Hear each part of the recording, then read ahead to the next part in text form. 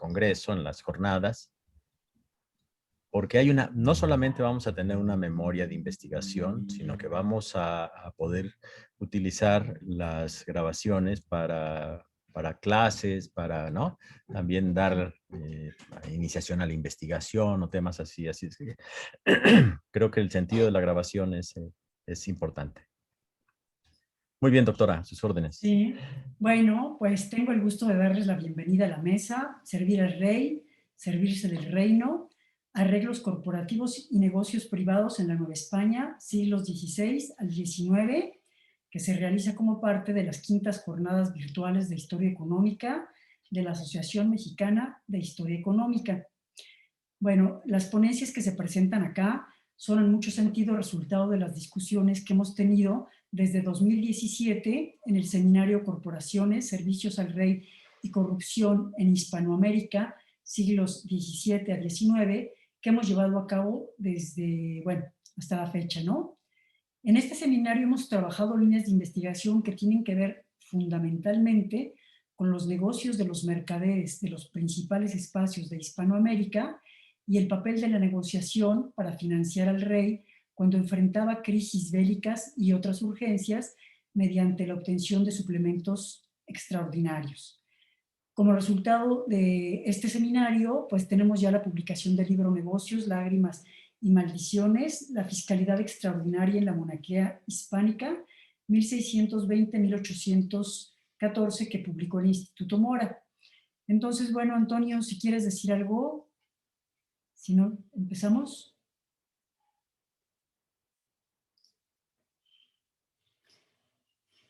No te escuchamos. Ahora soy yo el que está en la nube. Bueno, no, lo que queríamos es adelantar como unas coordenadas del tema que probablemente van a venir a cuento en la medida en que analicemos las distintas monografías y preguntas de investigación. Un tema que comentamos ahora con José Galindo tiene que ver con cómo historizar la corrupción, ¿no? Tenemos el interés de ver el régimen colonial en un contexto de complejidad de explicaciones sobre su funcionamiento, en donde, por supuesto, no nos hacemos solidarios de la noción de la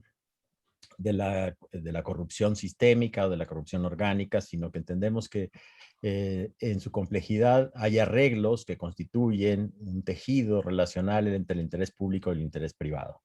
Es por eso que habíamos pensado en que hacer este retruécano de servir al rey y servirse del reino expresa con cierta claridad pautas de conducta de larga duración en donde servir al rey es un privilegio. Un privilegio que construye, por supuesto, una relación de dependencia, una relación también conflictiva, una relación en donde las formas retóricas de obediencia pueden entrar en conflicto con las prácticas específicas de ejercicio del privilegio. Y es por eso que hemos pensado en que quizá el conjunto de monografía nos puede llevar al final a una discusión en donde nos planteemos la complejidad sobre la naturaleza del régimen colonial. En otro plano, nos interesa también advertir la importancia de los actores y de la agencia en un sistema en donde el privilegio se ejerce no de manera horizontal, no es parejo para todos, por decirlo coloquialmente, sino que el ejercicio del privilegio también supone una acumulación de fuerza de los actores en el contexto y en el momento en que se ejerce. Y es por ello que una visión de larga duración, una visión que va del siglo XVI al siglo XIX, quizá nos pueda mostrar también la topografía del ejercicio del privilegio y la manera como, digamos, los abusos, que podrían ser esa línea que se cruza, esa línea roja que se cruza en el ejercicio del privilegio legítimo, plantea problemas para el funcionamiento de este tejido complejo entre el interés público y el privado, entendiendo que el público corresponde al patrimonial del monarca y al bien público de la república, digamos, en el sentido clásico del término del imperio. Es por eso que los trabajos que aquí se van a presentar, entonces, están inscritos en una discusión, si bien no son el centro de la discusión, pero nuestros comentaristas seguramente le van a dar ese giro, digamos, ese giro reflexivo a las investigaciones en marcha, que serán de mucho provecho para lo que nos da mucho gusto, la incorporación de jóvenes investigadores a este debate, como Ana Rojas y Adriana Espinosa, que estarán en esta primera sesión. Bueno, no sé, esta era una confesión de parte necesaria para poder brincarnos interpretaciones quizá anacrónicas sobre la idea del privilegio o, digamos, explicaciones monocausales sobre también el ejercicio de la corrupción. Bueno, muy bien. Entonces, muy bien, Mina. Pues entonces, Sí, muchas gracias, Antonio. mande Bueno, usted. entonces le damos la palabra a Ana Rojas Cruz, que es estudiante del doctorado en Historia de la Facultad de Filosofía y Letras de la UNAM, y nos presenta el texto Mercaderes Tesoreros de la Casa de Moneda, Poderes Locales y Lazos Transatlánticos de Autoridad 1585-1630. Ana, tienes la palabra. Sí, muchas gracias. Bueno, primero quiero agradecer a los coordinadores de mesa su invitación para presentarme y a todos los que se encuentran conectados su amable atención. Como ya lo mencionó la doctora Mina del Valle, el texto que hoy presento se titula Mercaderes Tesoreros de la Casa de Moneda, Poderes Locales y Lazos Transatlánticos de Autoridad 1585-1630. El argumento principal de mi ponencia consiste en entender la posición de los tesoreros de la Casa de Moneda en tanto que intermediarios entre la población local y el monarca como resultado del entrelazamiento de sus capacidades para movilizar recursos financieros particulares con el ejercicio de su autoridad como oficiales reales o de república. En ese marco, los lazos familiares destacan como un núcleo en el que los integrantes desempeñaban roles de dependencia y complementariedad que se valían de la reciprocidad y la lealtad. Fundamenta esta argumentación en tres elementos. En primer lugar, la puja del oficio consistía en una negociación entre los representantes reales y los mercaderes postulantes. No en todos los casos se benefició al que ofreció la mayor cantidad, sino al que proponía mejores condiciones de pago. En segundo lugar, las condiciones de pago se fortalecían en la medida en que los postulantes ganadores también pertenecían a dos de las corporaciones más importantes de la Ciudad de México y de Nueva España, el ayuntamiento y el consulado. Como regidores, los mercaderes participaban en la regulación de las actividades económicas y de los flujos monetarios en los que participaba la ciudad. Como miembros del consulado, aprovechaban las prerrogativas de la corporación para llevar a cabo operaciones mercantiles a diversas escalas. En tercer lugar, su papel como tesoreros los habilitaba para controlar el ingreso de metales y la emisión de moneda. Los colocaba en el centro de la negociación entre mineros y comerciantes a escala regional, entre particulares y oficiales reales, entre los grupos de poder de la capital de Nueva España y los ministros de la corona en la Casa de Contratación y la Corte y otras corporaciones a escala transatlántica. De manera breve, abordo la trayectoria de los 4 mercaderes que ejercieron el oficio de tesorero de la Casa de Moneda entre 1585 y 1630. Comienzo con un análisis de las pujas, subastas o remates del oficio, como se le llamaba en ese periodo. La Real Casa de Moneda de México fue inaugurada en 1535 por el virrey Antonio de Mendoza. Su objetivo central era transformar los metales preciosos en moneda mediante un procedimiento controlado materialmente y reglado jurídicamente. El oficio real principal era el tesorero, quien debía supervisar la labor de todos los oficiales de la casa, pagarles, dar cuenta del oro y plata que entraba, recibir la plata, revisar que hubiera sido quintada y remitirla para su fundición y acuñación. Desde la fundación de la SECA y hasta el año de 1584, el oficio de tesorero fue otorgado como una concesión real. A partir de ese año fue puesto a la venta y comprado por acaudalados mercaderes. El 15 de octubre de 1584, el oficio fue puesto a remate. En la Plaza Mayor, abro comillas, se hicieron diligencias para la venta del oficio de tesorero de la Casa de Moneda de esta Ciudad de México y remate en la persona que por él, con más cantidad de pesos de oro, sirviese a su majestad en virtud de una su real cédula, cierro comillas. Se presentaron 5 propuestas y se ofrecieron cantidades que fueron de los 80 a los 150,000 pesos de oro. La postura más alta fue la del tesorero de la Santa Cruzada, Luis Núñez Pérez. No obstante, se aceptó la propuesta de Juan Luis de Rivera, quien ofreció un cuantioso primer pago de 60,000 pesos a realizarse en febrero de 1585 y 2 pagos de 40 y 30,000 pesos en los 2 años siguientes, mientras Luis Núñez propuso pagar 30,000 pesos durante 5 años hasta reunir la cantidad de 150,000 pesos. Definitivamente, ofrecer las mejores condiciones de pago fue un factor que jugó a favor de Rivera para obtener el oficio. El elevado precio del oficio correspondía a una serie de privilegios que los ofertantes solicitaban al rey antes de servirlo, con la compra del oficio. En la cédula real en que se confirman las condiciones de venta, se explica claramente este principio. Abro comillas, atento a que distes tan subida cantidad por el dicho oficio en confianza de que se os iban a confirmar las dichas condiciones, pues sin ellas no eran equivalentes los aprovechamientos de tal precio en que se os remató, cierro comillas. Cada uno de los postulantes solicitaba una serie de condiciones al momento de realizar su propuesta. Una de las peticiones más solicitadas era la de tener voz y voto en el Cabildo Secular de México. En el caso de Rivera, entre las condiciones del remate se contaban las siguientes. En primer lugar, él se comprometía a entregar la cantidad de 130,000 pesos de tepuzque pagados a cierto plazo, bueno, el plazo que ya se mencionó, ¿no?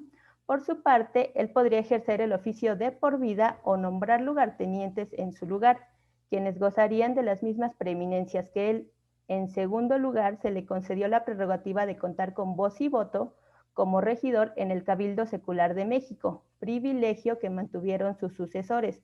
En tercer lugar, podría traer esclavos armados, como los otros oficiales de la Real Hacienda. Además, se le concedió lugar con los oficiales reales tanto en los actos públicos como en el Cabildo Secular antes de todos los regidores. Rivera pidió gozar de todas las prerrogativas y preeminencias que tenían los tesoreros en los reinos de Castilla. Solicitó que no pudiera haber otra casa de moneda en Nueva España, ni en Nueva Galicia, ni en Nueva Vizcaya, y si se construyera otra ceca en México, solicitó que él también fuera el tesorero. Requirió al rey que no pusiera señoraje ni innovara en los derechos de la casa de moneda, especificando que si alguno de los derechos sobre la plata que se introducía en la ceca o en la moneda se acrecentase, se le daría la séptima parte. Por último, se le concedió tener en una hornaza a 20 negros brazajeros trabajando en la labor de la plata para su aprovechamiento personal y que nadie más pudiera hacerlo. Se denominaba brazajeros a quienes se dedicaban a labrar la plata para acuñar moneda en las casas de moneda. Es decir, que esta concesión por sí misma pues ya era muy, muy valiosa, ¿no? Porque él era el único que podía tener a estos esclavos trabajando en esta labor. Juan Luis de Rivera falleció en el año de 1606 y el oficio fue puesto en venta nuevamente. En esta ocasión, el virrey Juan de Mendoza y Luna, marqués de Montes Claros, fue el encargado de supervisar la puja. Los mercaderes de plata Toribio Fernández de Celis y Simón Enríquez realizaron una propuesta de 200,000 pesos por el oficio. El primero ofreció pagar al contado y Enríquez prometió un pago diferido en 3 años. Por su parte, Pedro de la Torre, mercader y secretario de Gobernación de Nueva España, mejoró sus propuestas al ofrecer la cuantiosa suma de 250,000 pesos al contado. No obstante, el oficio fue rematado en un primer momento al relator de la Audiencia de México, Esteban de Porres, quien pagaría 30,000 pesos anuales por un periodo de 4 años, pero fue incapaz de presentar fianzas, razón por la cual le fue revocado el arrendamiento, dando paso a la aceptación de la propuesta de Pedro de la Torre.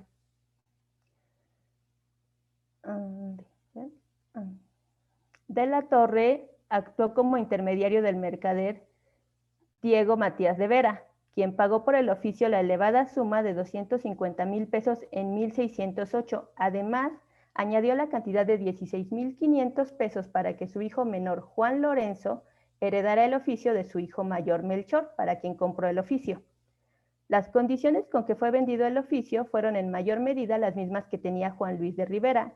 El oficio sería vitalicio, podría nombrar tenientes, contaba con voz y voto en el Cabildo Secular de México, podría traer esclavos armados, ocuparía un lugar con los oficiales reales tanto en los actos públicos como en el Cabildo Secular.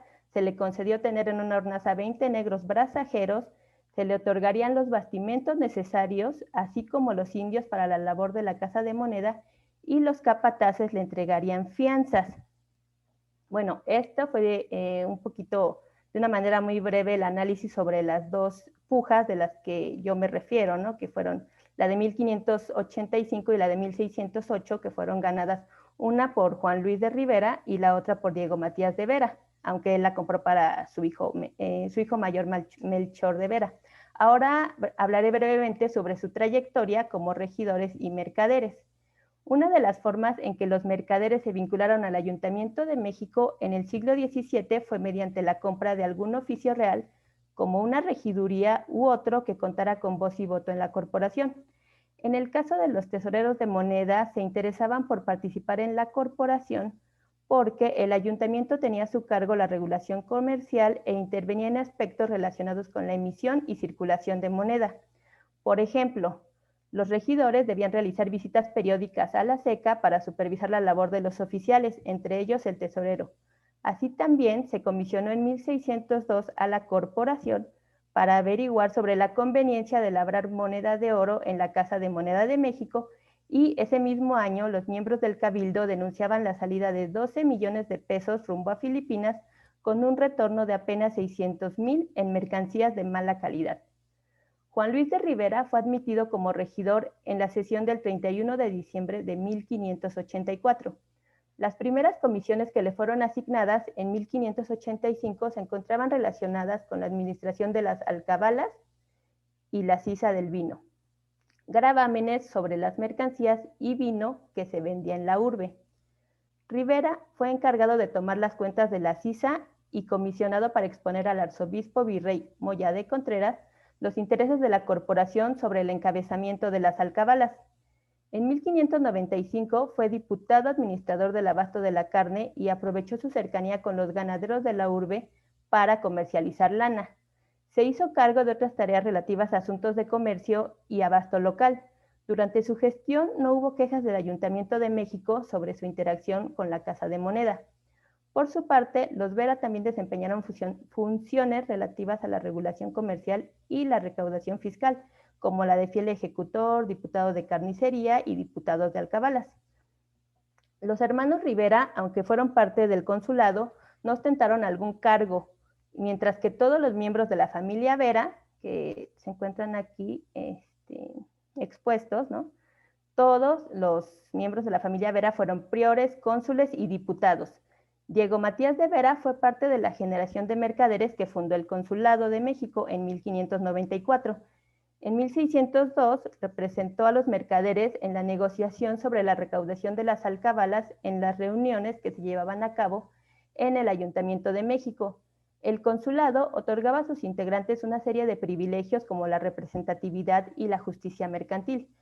Como miembros del consulado, los mercaderes tesoreros de la Casa de Moneda contaban con el respaldo de la corporación referente a la defensa de sus intereses comerciales. Por ejemplo, en 1598 el consulado consiguió que se les concediera a los mercaderes una petición que evitaba que se creara un estanco de vino u otras mercancías de Castilla. Así pues, tanto las capacidades de regulación que les habilitaba el uso de oficios de república en el Cabildo, como las prerrogativas comerciales que les reportaba su participación en la corporación mercantil, hacía de los postulantes vencedores en las pujas por el oficio real de la Casa de Moneda tesoreros idóneos para llevar a cabo el control de las tareas centrales de la SECA, armonizando los intereses de los intervinientes particulares en la circulación de moneda con los del Ayuntamiento de la ciudad y la política dinástica de Madrid. Bueno, ahora hablaré brevemente de la intermediación de los tesoreros. La inversión en la compra del oficio de tesorero resultó muy rentable para Juan Luis de Rivera, debido a un considerable incremento en la producción argentífera ocurrido entre 1580 y 1600. Esta condición benefició a todos los mercaderes de plata, pero particularmente a él, gracias al control que como tesorero ejerció sobre el acceso del metal a la SECA. Rivera tenía vínculos con varios mercaderes sevillanos y se encargó de trasladar mercancías desde el puerto andaluz hasta Nueva España. Su hermano fue su principal socio en el ámbito local. De hecho, aquí lo menciono, aunque él no fue tesorero de la Casa de Moneda, se me hizo pertinente mencionarlo junto a él porque fue su principal socio y también lo ayudó para comprar el oficio de tesorero de la Casa de Moneda. Bueno, ambos crearon importantes relaciones de negocios en los principales centros mineros de Nueva España. Desde 1570 vendían mercancías fiadas a los mineros de Zacatecas, principal zona minera, y para 1580 actuaban como fiadores de los mineros de San Luis Potosí y Fresnillo. A cambio obtenían plata que luego introducían en la Casa de Moneda. En 1606, Rivera fue acusado por el visitador Diego Landeras de Velasco por diversas irregularidades cometidas en la Casa de Moneda, como acuñar plata de contrabando en beneficio de varios mercaderes de plata, entre ellos Toribio Fernández de Celis, Diego Gutiérrez Arfate, Simón Enríquez, Francisco Rosales, Francisco Pacho, Alonso Sánchez de Montemolín y Cristóbal Enríquez. El tesorero fue sentenciado a pagar 13,548 pesos y 6 tomines. La imputación dejó al descubierto la complicidad entre el tesorero de la Casa de Moneda y los mercaderes de plata. Al respecto, Guillermina del Valle ha señalado que los propietarios mayores en la Casa de Moneda percibían ingresos muy elevados derivados de los derechos que cobraban por amonedar plata y también de actividades ilegales como fraudes en la acuñación, además de percibir un porcentaje de los derechos que se cobraba por acuñar la plata, como el braceaje, que era el porcentaje con el que se retribuía a los tesoreros. Como ya se mencionó, ellos tenían esta concesión, bueno, por lo menos los que yo estudié, de contar con los 20 negros que se dedicaban al braceaje, ¿no? Además de las operaciones relacionadas con los mercaderes de plata, el tesorero también podía jugar un papel central en la administración del gobierno. En el caso de Rivera, su labor como tesorero de la Casa de Moneda lo vinculó con el virrey Conde de Monterrey, a quien facilitaba dinero para realizar pagos concernientes al Tesoro Real.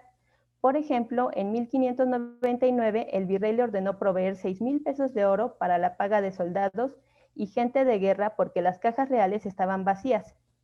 Para los Vera, la importancia de este oficio fue tal que intentaron vincularlo al mayorazgo que fundaron. Diego Matías de Vera vendía marcos de plata quintada desde 1590. También comerciaba con vino, grana cochinilla, telas de Castilla y mercaderías de Filipinas. Mantuvo relaciones comerciales con los vecinos de las minas de Zacualpan y junto con su socio y yerno Cristóbal de Zuleta introducía vino a las minas de Tasco. Zuleta fue el primer miembro de la familia Vera en ejercer como tesorero de la Seca. Tuvo vínculos comerciales con mineros de Pachuca y aprovechó la red comercial de la que formaba parte su familia para comerciar en Filipinas, Callao y Sevilla. En las décadas de 1620 y 1630 fue uno de los principales prestamistas reales de Nueva España. Melchor de Vera ocupó el oficio de tesorero en 1612, tras cumplir 18 años. Ante su inexperiencia en funciones de gobierno, su cuñado se desempeñó como su teniente.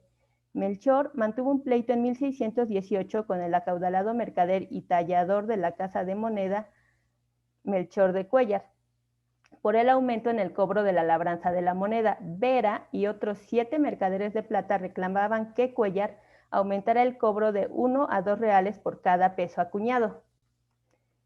Melchor de Vera ejerció hasta el año de 1629. No tuvo hijos y tras su muerte sus oficios fueron ocupados por su hermano Juan Lorenzo de Vera. A pesar de que su padre había intentado que el oficio de tesorero de la Casa de Moneda fuera parte de su mayorazgo, Juan Lorenzo tuvo que pagar 137,500 pesos, la mitad del precio en que fue evaluado el oficio en 1630. Los 16,500 pesos que su padre pagó sirvieron para que el oficio no fuera puesto en remate, pero no excusaron a Juan Lorenzo de un pago para ejercer el oficio. Es muy probable que en este caso se haya tomado como una renunciación del oficio, que era una de las dinámicas de la venta de oficios en las que el poseedor original del oficio le dejaba su oficio a otra persona, pero a cambio tenían que cubrir el pago de la mitad del precio original del oficio. La muerte de Melchor de Vera ocurrió el 29 de mayo de 1629. En un primer momento, su hermano Juan Lorenzo declaró que no contaba con el capital para adquirir el oficio debido a las pérdidas que tuvieron los mercaderes como consecuencia de la inundación de 1629. Solicitó que se le permitiera realizar el pago en cierto plazo. No obstante, la totalidad del precio fijado para el oficio fue pagado por 7 mercaderes de plata entre febrero y julio de 1630 a favor de Juan Lorenzo. Ellos fueron Juan de Alcocer, Cristóbal de Zuleta, Gabriel de Santillana, Jerónimo Calar de Irolo, García de León Castillo, Francisco de la Torre y Antonio Millán. Juan Lorenzo se asoció con ellos para realizar el pago del oficio. A cambio, prometió compartir sus beneficios. Probablemente estos mercaderes fueron los mismos que habían sido respaldados por Melchor, su hermano, en 1619 en su pleito contra Cuéllar, lo que confirma los lazos de interés que los miembros de esta familia tuvieron con sus colegas. Juan Lorenzo fue recibido en la Casa de Moneda el 16 de enero de 1630. El hijo menor de Diego Matías de Vera contó con las mismas prerrogativas que sus antecesores y se le agregó también el permiso de vivir en la seca, desde donde podría ejercer un mayor control de esta. Además, se le garantizó que si se mandaba a labrar moneda de parte del Tesoro Real, él recibiría sus derechos. Por último, al igual que sus antecesores, se le concedió voz y voto en el Cabildo Secular de México, donde fue recibido sin contratiempos el 8 de febrero de 1630. Juan Lorenzo de Vera fue el titular del oficio hasta el año de 1663. En cuanto a la forma en que lo adquirió, me surge la duda, ¿qué tan lucrativo debió ser este oficio en 1630 para que 8 de los mercaderes más acaudalados del reino se interesaran en compartir sus beneficios? Todos eran mercaderes de plata, en su mayoría integrantes del consulado. Además, Zuleta era cuñado de Juan Lorenzo y García León Castillo, su primo. Juan de Alcocer fue uno de los mercaderes más importantes de México desde la segunda década del siglo XVII. Se desempeñó como contador del Santo Oficio de la Inquisición de Nueva España, fue prior del consulado y se hizo cargo de la administración del estanco de naipes y de la Santa Cruzada. Francisco de la Torre también fue tesorero de la Santa Cruzada y uno de los prestamistas más acaudalados del periodo, mientras Gabriel de Santillana tenía importantes vínculos en las minas de San Luis Potosí y en 1623 obtuvo licencia para acuñar en la Casa de Moneda. Bueno, esto nos permite percibir la forma en que los grandes mercaderes se vincularon en el siglo XVII. Bueno, esta fue una de las formas, ¿no? Y un caso nada más. Conclusiones preliminares. Tanto Diego Matías de Vera como Juan Luis de Rivera procedían de Sevilla. Tras avecindarse en la Ciudad de México, su legado material y sus descendientes se arraigaron en la urbe indiana y formaron parte de la élite local, donde desempeñaron importantes cargos de gobierno. La trayectoria y condiciones de acceso de Rivera al oficio real de tesorero de la Casa de Moneda sentó el precedente para sus sucesores, los Vera. En conclusión, el estudio de las pujas del oficio nos permite profundizar en cómo se relacionaban los mercaderes con la corona por medio de la compra de determinados oficios claves en la circulación comercial. Al mismo tiempo, es posible observar que el ejercicio del oficio les permitía reafirmar su arraigo y papel como intermediarios del rey frente a otros grupos de poder local. Desde la perspectiva de la producción, emisión y circulación de moneda, los tesoreros de la Seca de México se encontraban en el centro de las interacciones. Pero, si bien la producción y circulación de esta mercancía privilegiada era el fundamento del mercado, desde una perspectiva más amplia, los tesoreros constituían apenas un nodo en un entramado mucho más complejo, que articulaba el abasto y gobierno de las ciudades con las actividades transatlánticas y otras que transcurrían en los espacios europeos y asiáticos de la monarquía y más allá de sus fronteras. Gracias.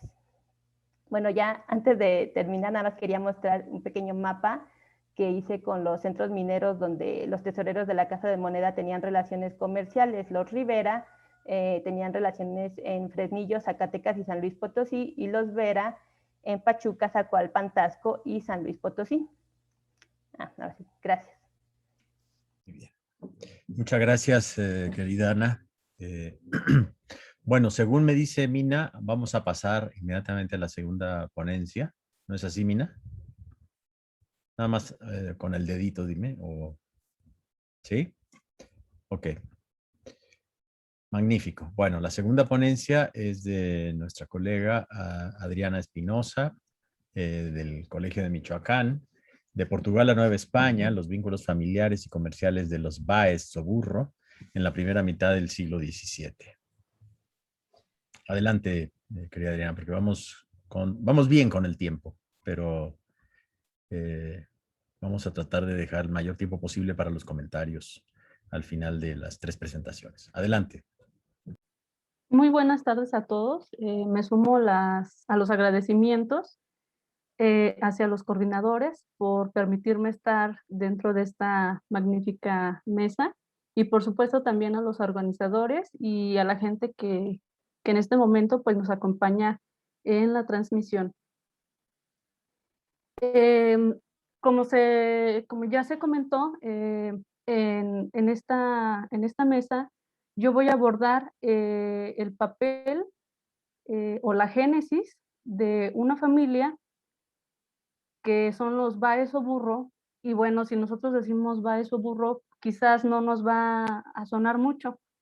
Sin embargo, si decimos Simón Báez de Sevilla, mercader de la primera mitad del siglo XVII, pues a más de uno probablemente lo hemos encontrado al menos mencionado dentro de la propia historiografía dedicada al comercio y a la economía. Entonces, em, em, lo que me interesa en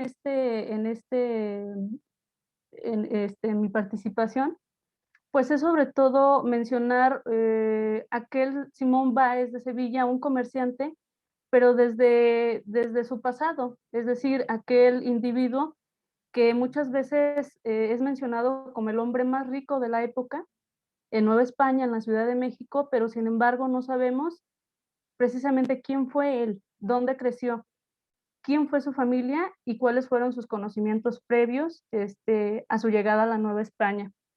En ese sentido, la presente ponencia tiene como objetivo realizar un panorama familiar y comercial en el cual se desarrolló este individuo y su linaje.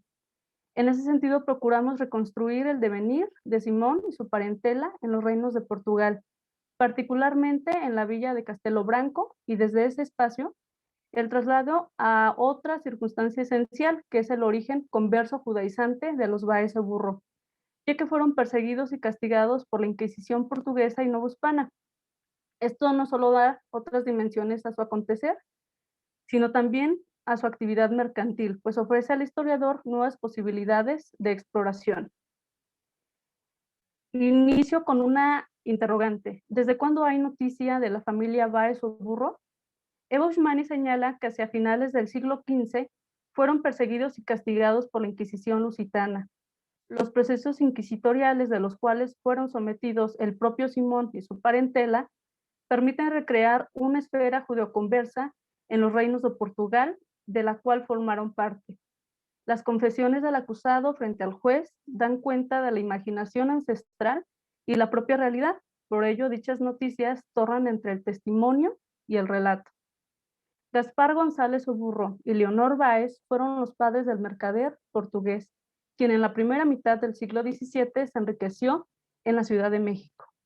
Sin embargo, este no tomó el apellido de su padre. Las razones pueden ser varias.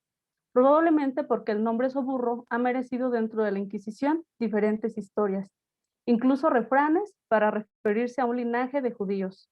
Por tanto, tomó el apellido de la madre, el cual generaba menos sospecha dentro de la sociedad, y es probable que se apropiara del nombre de Sevilla en el momento en que se desplazó de los reinos de Portugal a Castilla.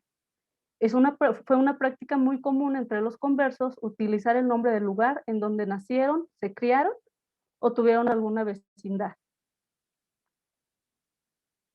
Frente a este panorama inquisitorial, Simón Báez de Sevilla, quien nació en 1598 en la villa portuguesa del Castelo Branco, y su hermano Antonio Báez, ambos intentaron ennoblecer el lado paterno, incorporando dichos y refranes que los vinculaban a los servicios con el rey de Portugal, declarando que su padre sirvió en la administración de las rentas y que el apellido Soburro fue un apellido dado por el monarca a uno de sus antepasados, incorporando el nombre a la referencia de aquellos vizcaínos burros o sinónimo de hidalgos, es decir, aquellos que aparecen en la literatura de caballería. De acuerdo con otros testimonios y con la propia historiografía sobre los portugueses de aquella época, el pasado de los Báez o Burro fue de vileza en realidad. Dentro de las narrativas en torno al padre, algunas refieren que no fue un noble o un hidalgo, ya que tuvo varias actividades que demostraban su vileza. Tuvo diversos oficios que lo corroboran. Por ejemplo, fue mesonero, portero de una cárcel, además de llegar a suplir a un verdugo para azotar a un hombre y carnicero. Descendió de una de las familias judías. Se afirma que el padre y toda su parentela fueron penitenciados al ser acusados en diferentes épocas. Gaspar González Oburro y Leonor Báez, los padres de Simón, fueron procesados por la Inquisición de Lisboa.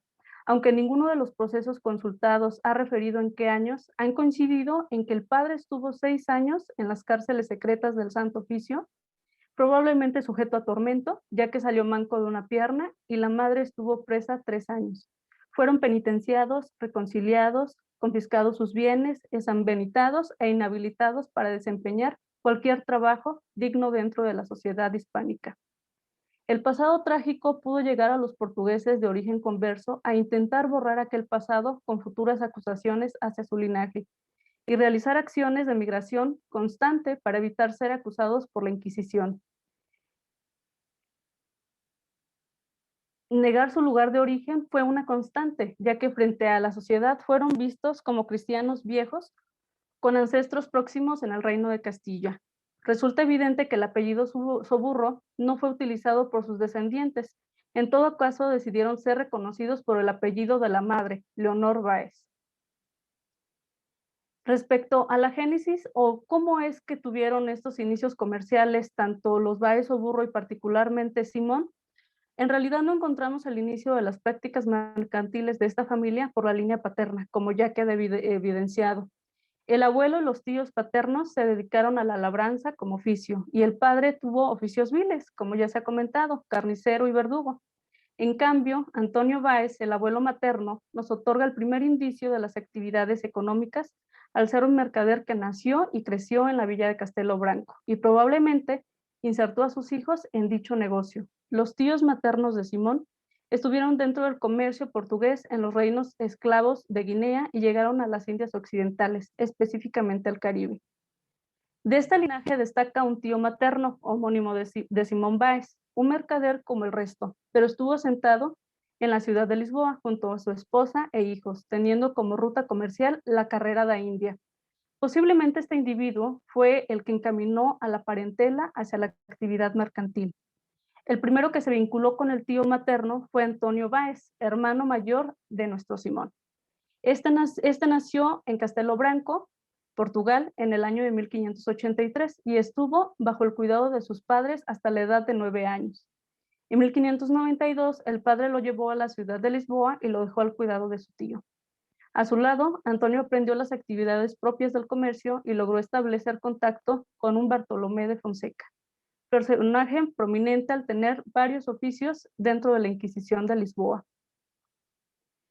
Antonio Báez estuvo 8 años a su servicio. Bartolomé de Fonseca lo envió en una carabela a las islas de Cabo Verde, donde fue gobernador su hijo Manuel Fonseca. En ese lugar permaneció los años de 1600 y 1601, tiempo que utilizó para introducirse dentro de la red comercial de la trata negrera y de algunas otras actividades. El circuito comercial en el que se movió principalmente fueron los asientos negreros de los portugueses, quienes desde la última década del siglo XVI hasta 1640 estuvieron autorizados para la introducción de esclavos de África a las Indias.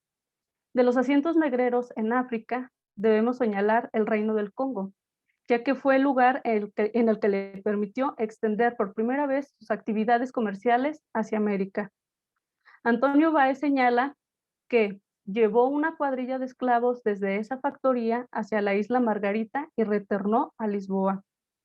En los siguientes años pudo descargar la mercancía del ébano, como se le llamaba a los propios esclavos, hacia Portobelo y llegó finalmente a Cartagena de Indias, uno de los puertos más importantes en el siglo XVII, al convertirse en uno de los sitios autorizados por la corona para desembarcar las cuadrillas de esclavos provenientes de las factorías portuguesas en África. Desde dicho puerto se embarcó marcando una ruta diferente a la anterior, ya que llegó a Sevilla. Lo anterior permite inferir que oficialmente entró en los asientos autorizados por la corona y dio razón de la venta de esclavos en dicho puerto. Sin precisar fecha exacta, Antonio Báez comenzaría una estrategia al asentarse en Sevilla a partir de la década de 1610, alojándose en casa de otro familiar que le permitió extender los vínculos comerciales ya que había forjado años atrás. Se trata de Francisco López, mercader tratante y hermano de él y de Simón Báez. Instalado en Sevilla y con los conocimientos previos del mar y del comercio, lo encontraremos dentro de la carrera de Indias como soldado, encargándose de conducir la plata de Perú a Sevilla. La destacada carrera de Antonio, centrada en la trata negrera y su destreza para introducirse en los reinos africanos y sus viajes por América, no culmina en su trayectoria. Los portugueses judaizantes se movilizaron desde finales del siglo XV y en las primeras décadas del siglo XVII. Una notable cantidad de personas y de capitales salieron de Lisboa. Muchas personas se dispersaron y prefirieron refugiarse en las juderías de Italia, Francia y Holanda. Antonio Báez, en 1613, comenzaría un viaje hasta llegar a dos ciudades italianas. Pisa, cuya ciudad albergaba una de las sinagogas más importantes de Europa, y el puerto de Livorno, el cual comenzó a adquirir una independencia económica que lo situaba como enclave y puerto de tránsito. Las circunstancias le permitieron a Antonio y a varios hombres emprendedores establecer redes comerciales con dimensiones globales, que funcionaron a partir de vínculos de parentesco, religiosos y de paisanaje, es decir, proceder de la misma villa o de la misma ciudad en Portugal o en España. Las redes personales y judaizantes permitieron una interrelación comercial entre el Atlántico y el Mediterráneo durante el siglo XVII, y con un flujo de contacto entre los principales enclaves italianos como Livorno y los puertos ibéricos como Lisboa, Sevilla y Cádiz. Frente al panorama familiar en el cual los Báez Oburro comenzaron a realizar actividades económicas, en 1611 Gaspar González Oburro envió a su hijo Simón Báez de Sevilla, quien contaba con 13 años, al lado de su tío homónimo, como lo hizo con el hijo anterior. Residió en Lisboa con el mismo objetivo, ser aprendiz o cajero, al saber leer y escribir. El aprendizaje de la contabilidad de los negocios sería fundamental para su formación como futuro mercader. En el año de 1614, Simón Báez se trasladó a la ciudad de Sevilla, permaneciendo seis meses en casa de su hermano Francisco López, quien se dedicaba al comercio de telas, importando ruanes de Francia, textiles y mercería de Holanda, exportando sedas de España. Simón, con 17 años, se dedicó a la venta de telas, aprovechando sus relaciones desarrolladas años atrás en Lisboa. Llevaba cargas de seda a la ciudad portuguesa y las distribuía. Luego, regresaba a Sevilla y su hermano Francisco López le entregaba otras cargas, mismas que tuvieron el mismo destino. El comercio de telas que realizó entre Sevilla y Lisboa duró poco tiempo, pues existió un latente interés por extender el comercio hacia América, como ya se veía con su hermano Antonio Báez. Este aprendiz de mercader, en lo sucesivo, marcaría un parteaguas en la familia Báez Oburro al convertirse en un exitoso comerciante novohispano y principal receptor de portugueses con aspiraciones comerciales durante la primera mitad del siglo XVII. Muchas gracias. Muchas gracias, querida Adriana. Muy interesantes estas vidas globales. En un momento, por supuesto, de transición entre un régimen de tolerancia en los negocios y luego el exclusivismo castellano. Bueno, ahora tenemos la ponencia de la doctora del Valle, nuestra anfitriona, que ha titulado Redes de Mercaderes de la Ciudad de México en el Comercio Transpacífico, fines del siglo XVII y primeros años del siglo XVIII. Adelante, Mina.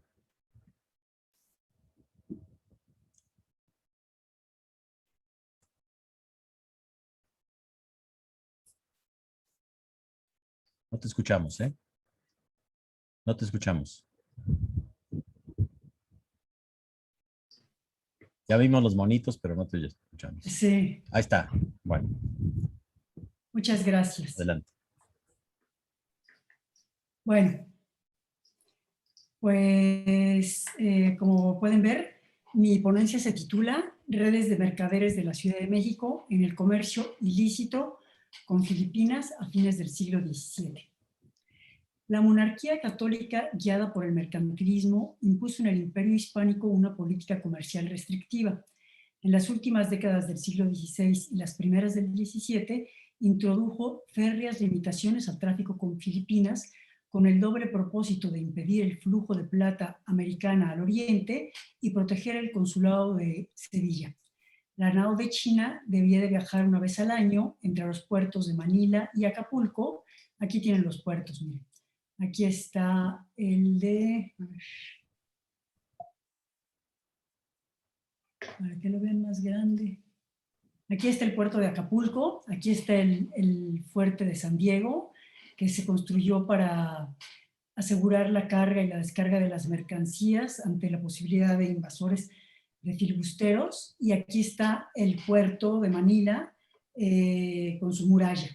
Este es de principios del 17. Bueno,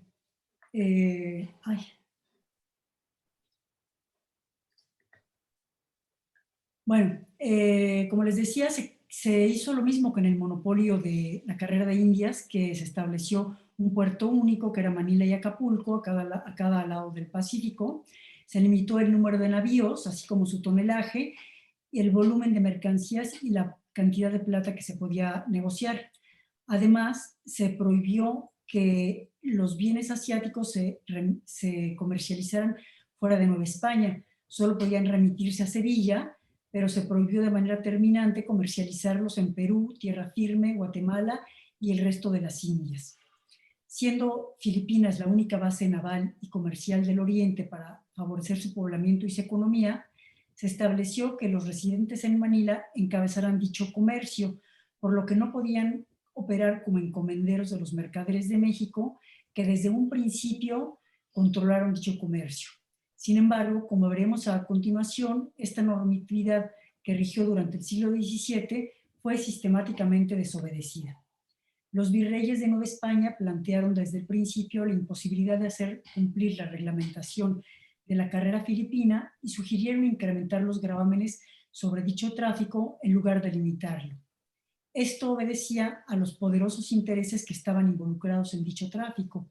Desde el principio, los acaudalados mercaderes de plata del Consulado de México dominaron este comercio por su capacidad financiera y los vínculos de negocio que establecieron con los principales funcionarios de Nueva España y el archipiélago. El propósito del presente trabajo radica en analizar el funcionamiento de la enorme red de comercio ilícito que articularon los mercaderes de plata y sus familiares, en la que integraron a los virreyes, los gobernadores de Filipinas, los militares, los oficiales reales de los puertos de Acapulco y Cavite, la oficialidad de los galeones, así como las autoridades locales y eclesiásticas de ambos espacios. Bueno, el artículo se basa en fuentes inéditas, en particular en los juicios de residencia de los virreyes. Bueno, a pesar de que los mercaderes de la Ciudad de México tenían prohibido enviar capitales a Manila para contratar, mantuvieron bajo su control el tráfico del galeón y practicaron un intenso contrabando y la consiguiente defraudación fiscal. Esto fue posible, en primer lugar, porque dichos actores concentraban gran parte de la plata que se producía en Nueva España, por ser los principales aviadores de los productores mineros y los mayores compradores de plata. Y en segundo lugar, porque establecieron vínculos de complicidad con los virreyes, los gobernadores de Filipinas, bueno, todos los que ya les mencioné. Para los mercaderes, el comercio con Filipinas era sumamente redituable, tanto porque en los mercados asiáticos la plata tenía mayor poder de compra que en Europa, como porque comerciaban de manera autónoma, mientras que en la carrera de Indias lo hacían como comisionistas de los cargadores andaluces. Mediante el tráfico ilícito podían comprar mayor cantidad de bienes orientales a precios mucho menores, porque los pagaban con plata de rescate que no había sido grabada y evadían los derechos marítimos como el almojarifazgo. Dichos actores comerciaban las mercancías asiáticas junto con bienes europeos y novohispanos en el virreinato, los puertos de las Antillas y la Mar del Sur, en gran medida a través del contrabando. Bueno, Pueden ver aquí ustedes este mapa en donde están el puerto de Manila y el de Acapulco, la ruta de ida, que es prácticamente una línea recta, y la de regreso, que como ustedes saben, costó décadas encontrarla porque tenían que seguir las corrientes y los vientos que iban hacia el norte. Entonces, esta es la ruta y, como les decía, los bienes orientales se comercializaban en todos estos puertos del Pacífico hispanoamericano y en el Caribe. Además, claro, se remitían a España y se comercializaban en la Ciudad de México. Bueno, para adquirir bienes orientales en el archipiélago y acceder a las boletas de carga de las naos que se dirigían a Acapulco, los mercaderes enviaban a sus parientes y otras personas de confianza a residir en Manila al menos 8 años, de acuerdo con lo establecido por la legislación. También se asociaban con algunos residentes de dicha ciudad que tenían poca liquidez, por lo general oficiales reales, regidores y sobre todo los militares. Esto se explica porque la economía del archipiélago dependía del comercio transpacífico y del auxilio fiscal que recibía de Nueva España, porque no había minería, la producción agrícola era realizada por los nativos y las manufacturas por los chinos. También he encontrado algunas referencias de ricos residentes de Filipinas a los que financiaban los chinos, pero no he visto todavía en concreto casos de estos mercaderes de Manila. Al igual que en la carrera de Indias, en el comercio pacífico circulaban grandes cantidades de plata y mercancías muy superiores a lo permitido, las cuales se transportaban en los galeones fuera de registro. Para ello, los mercaderes contaban con el apoyo de los castellanos. Bueno, los castellanos eran precisamente quienes estaban a cargo de estos fuertes, que como ustedes saben solamente había 2 puertos en Nueva España, el de Veracruz y el de Acapulco, uno que comunicaba con el Atlántico y otro con el Pacífico, y aquí estaba el castellano que tenía a su cargo una fuerza militar importante. Sin embargo, vivía en la Ciudad de México y solamente iba cuando llegaban las flotas porque pues el clima insoportable de Acapulco y era realmente un pueblo, ¿no? Que solo se activaba cuando llegaba la nao. Entonces, los mercaderes, como les decía, solo podían realizar este tráfico fraudulento con el apoyo de los castellanos y los oficiales reales de los puertos de Acapulco y Cavite, que se encargaban de registrar las mercancías, supervisar la carga y descargar las naos. Aquí miren, les presento. Esta era la nao, que era una embarcación enorme, ¿no? Tenía aproximadamente, podía recibir una carga de 800 toneladas y tenía 3 árboles que son lo que sostienen sus velas. Eran realmente unos gigantes estos navíos. Y aquí pueden ver ustedes toda la carga que traen estas embarcaciones, ¿no? Muchas veces alguna de esta carga estaba oculta, ¿no? Aunque bueno, como les decía, contaban con el apoyo de los oficiales reales de los puertos y de los castellanos, de modo que pues no había gran problema para el embarco y desembarco. También tenían vínculos de complicidad los mercaderes con los oficiales de los galeones y los capitanes de los destacamentos que se reclutaban para la defensa del archipiélago, quienes llevaban a su nombre los equipajes, las cajas y bultos que contenían parte de los caudales y los bienes no declarados. Como veremos a continuación, los mercaderes más poderosos conseguían que se colocara a sus parientes y allegados como generales, almirantes y sargentos mayores de los galeones, o que fueran designados capitanes de las compañías de infantería que se reclutaban para la defensa de las islas. Es decir, cada año se mandaba el situado a Filipinas y se le mandaba dinero en efectivo y sobre todo también tropas militares y armamentos y algunos víveres. Otra estrategia de los mercaderes consistía en encargar en las naos mercancías luego de que habían zarpado de Cavite para salir al Pacífico. Bueno, aquí les enseño Aquí está, miren. Ay, perdón. Aquí está el puerto de Manila y para salir la nao tenía que cruzar por acá para llegar al Pacífico. Aquí tienen ustedes más claramente cómo está. Aquí está Manila y tenía que ir por todo el archipiélago cruzando, bueno, tenía que ir por todo el archipiélago en un derrotero que se dirigía por el estrecho de San Bernardo, situado al norte del Luzón, en donde pasaba por diversas islas e islotes en cuyas bahías, ensenadas y cuevas se ocultaban las mercancías que se iban a cargar en la nao. Los bienes que cruzaban el Pacífico fuera de registro se desembarcaban en lanchas que partían de los puertos de cabotaje del litoral de Nueva España. Aquí tienen ustedes este mapa. La nao llegaba al puerto de Monterrey. Bueno, a ver, déjenme ver. Aquí está este para que lo tengan más claro. Aquí está la ruta de regreso. La nao, bueno, un poquito más arriba, la nao llegaba aquí a Monterrey con una sola R y bajaba por todo el litoral novohispano, y en esa trayectoria iba descargando en diferentes puertos del norte de Nueva España. Aquí están los puertos señalados. Se los voy a agrandar para que lo vean con mayor claridad. Aquí están estos puertos. Rosario, bueno, en la Baja California, en California había uno, en Rosario, Matachén, que está muy cerca de San Blas, la Bahía de Banderas, Chamela, Barra de Navidad, Zacatulas y Guatanejo, y finalmente Acapulco. Y después podían seguir más hacia el sur, bueno, tienen el mapa que les mostré más adelante, en donde continuaban con este contrabando.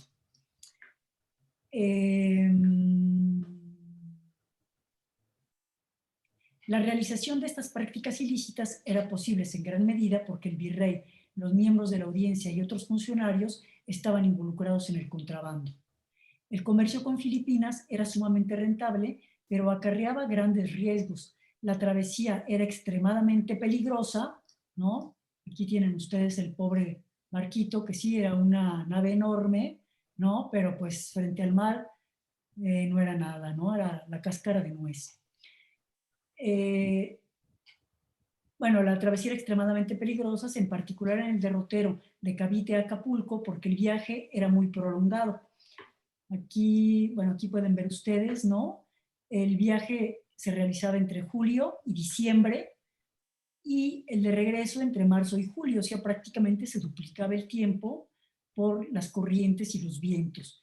Y además era muy peligroso salir fuera de época, porque en cuanto pasaba el mes de julio, llegaba la época de los monzones y de los ciclones, y entonces aquí tienen ustedes las imágenes de algunas de las naos que se perdieron, muchísimas naos, en particular a fines del siglo XVII, cuando se presentó esta época de lo que es actualmente el Niño, en donde hubo 20 años de un enfriamiento bárbaro de la Tierra y provocó unos huracanes y unas tormentas terribles. Muchos galeones y naos naufragaron y se perdieron, junto con sus tripulaciones y sus valiosas cargas, en particular, como les decía, en estos últimos 20 años del siglo XVII. Además, cuando el viaje se prolongaba debido a las corrientes y a las mareas, se podía padecer hambre, escorbuto y otras enfermedades, ¿no? Aquí, bueno, tienen esta imagen terrible de los pobres que iban en las naos, ¿no? Los mercaderes, además, estaban expuestos a los decomisos de los capitales o las mercancías que traficaban de manera ilícita, o peor aún, que los virreyes, sus familiares, criados y otros funcionarios y socios no les restituyeran los enormes caudales que les prestaban para traficar. Entonces, bueno, ahora brevemente voy a presentarles los casos de 3 virreyes que participaron en este contrabando. Cuando los virreyes se hacían cargo de la administración de Nueva España, establecían vínculos estrechos con algunos de los mercaderes de plata de la Ciudad de México, los cuales se convertían en hombres de su confianza.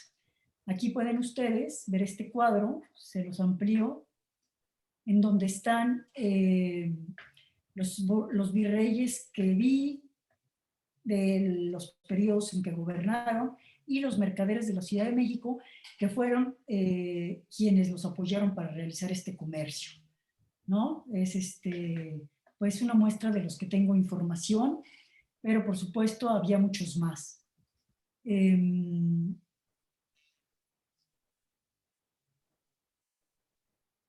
Al igual que sus antecesores, el virrey octavo duque de Alburquerque, que gobernó de 1653 a 1660, participó de manera subrepticia en la contratación de mercancías orientales. Para ello, nombró general de la nao a su sobrino, Pedro Villarroel, y con el apoyo del mercader Juan Vázquez de Medina, adquirió e introdujo en la Ciudad de México bienes orientales. En un solo año cargó 130 mulas que almacenó en la casa de este mercader para que se hiciera cargo de su contratación.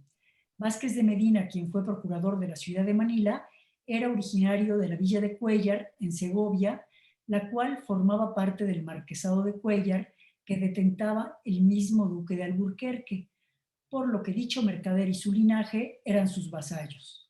De aquí que Vázquez de Medina fuera confidente del virrey y realizara sus negocios ilícitos.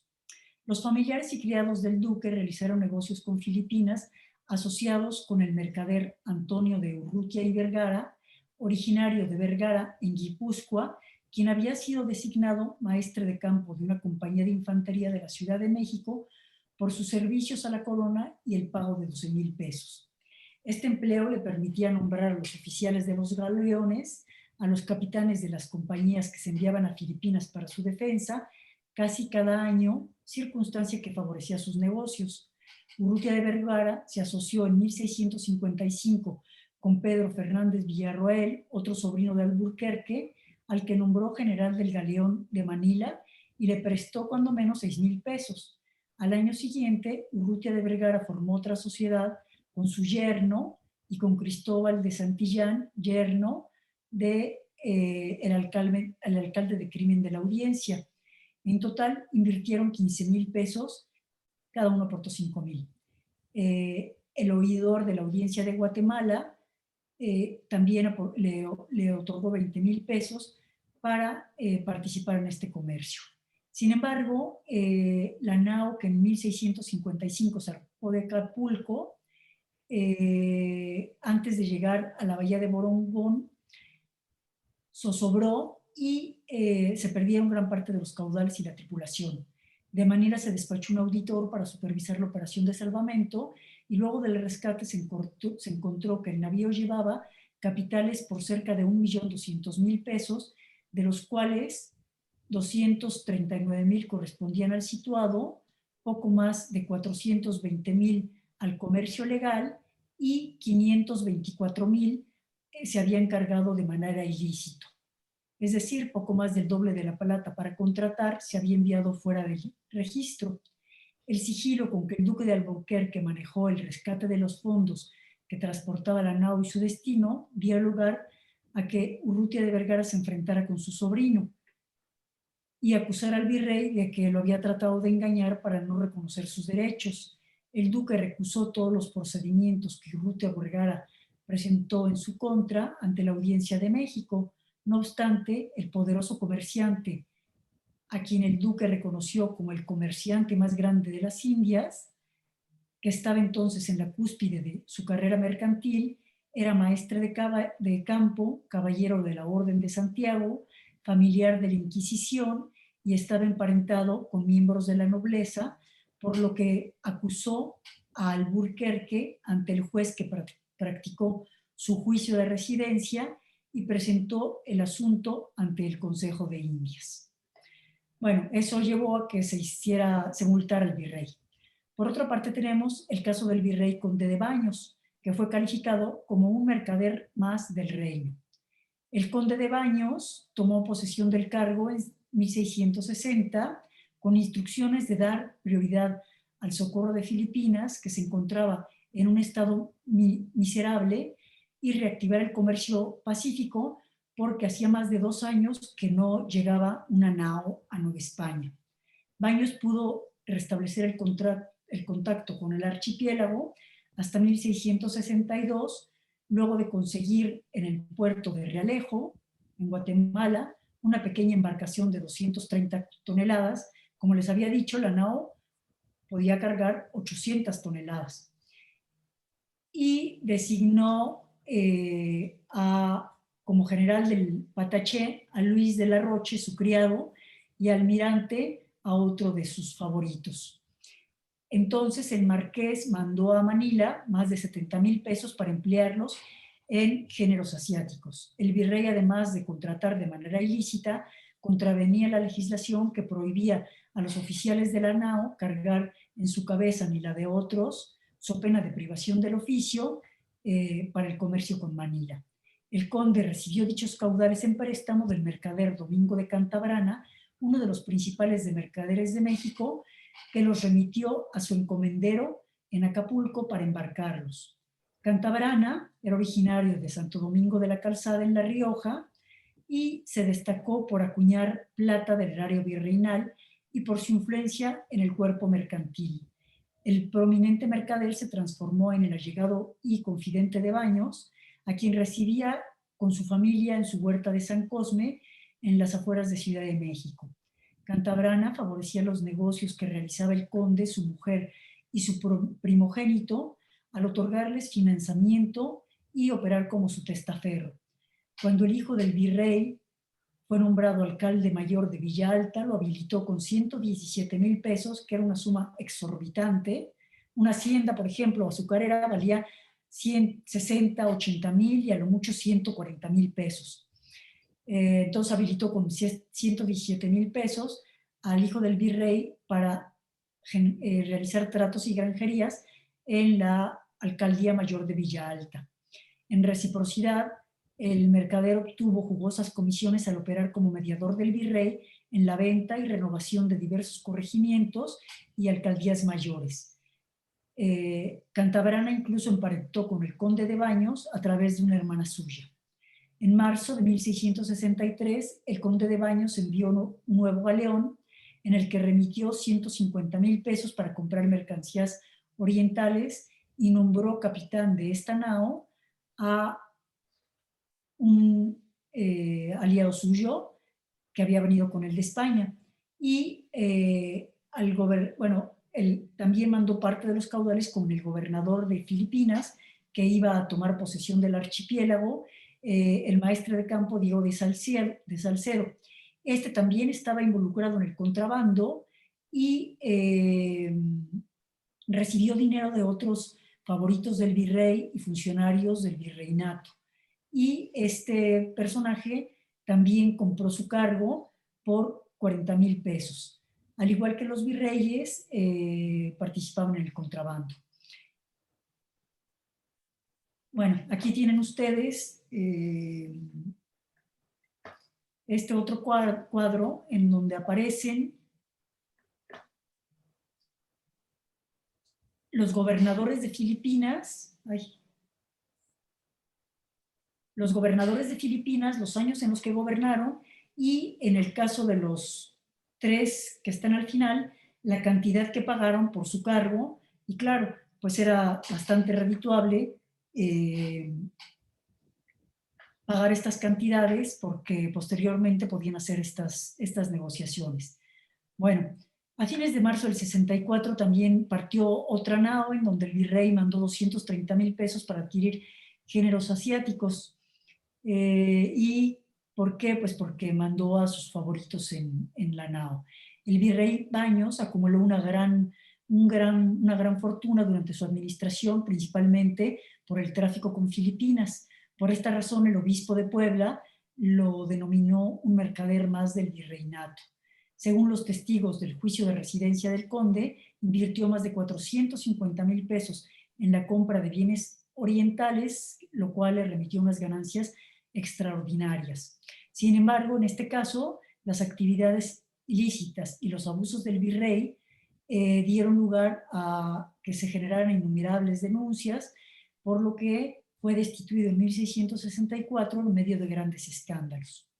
Bueno, por último, yo creo que este caso ya lo dejo aquí, para no alargarme, dado que tenemos el tiempo limitado, pero bueno, es el caso del virrey conde de Gálvez, que se valió de uno de los grandes mercaderes de la época, que fue Luis Sánchez de Tagle, al que le dio el cargo de amonedador de las platas del monarca, lo cual era sumamente redituable porque le daban unas cantidades enormes para, o sea, todo lo que se recaudaba de impuestos estaba a cargo de Sánchez de Tagle para amonedarlo, y además durante el periodo del conde de Galve lo nombraron prior del consulado en 1691 y 92, y en este nombramiento pudo haber estado involucrado en